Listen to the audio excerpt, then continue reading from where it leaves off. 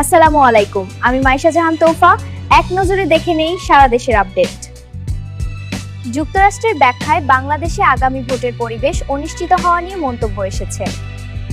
প্রাক্তন প্রধানমন্ত্রী খালেদা জিয়ার প্রতি রাষ্ট্রীয় শোকসভার আয়োজন আজ উভয় সংসদে অনুষ্ঠিত হবে। বিএনপি চেয়ারম্যান তারেক রহমান নির্বাচনের সম্ভাব্য অশুদ্ধতা নিয়ে সতর্ক বার্তা দিয়েছেন। জানুয়ারির ২৬ দিনে রেমিট্যান্স ২.৭১ বিলিয়ন পর্যন্ত বেড়ে গেছে, যা গত বছরের তুলনায় অনেক বেশি। ধর্ম মন্ত্রণালয় জানিয়েছে, হজ আবাসন ব্যবস্থা ২৮ তারিখ পর্যন্ত সম্পন্ন করতে হবে।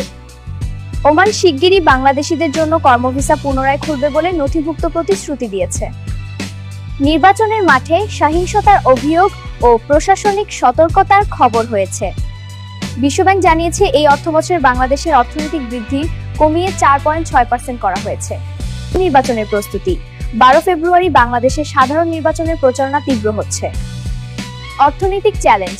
বাণিজ্য ও বাজারে স্থিতিশীলতার দিক থেকেও খবর এসেছে। টি-20 বিশ্বকাপ 2026-এ বাংলাদেশি আক্রমণকারীর স্বীকৃতি বাতিল হয়েছে। আন্তর্জাতিক সম্পর্ক। সহিংসতা ও ভোট সম্পর্কিত আন্তর্জাতিক সংবাদও আলোচনায় এসেছে। ভেনেজুয়েলার আর্থিক পরিস্থিতি এবং বিশ্ব পরিস্থিতির বড় আপডেটও সংবাদযোগ হয়েছে। রিয়াল টক বাংলা শেষ করছি, দেখা হবে পরের ভিডিওতে। আল্লাহ হাফেজ।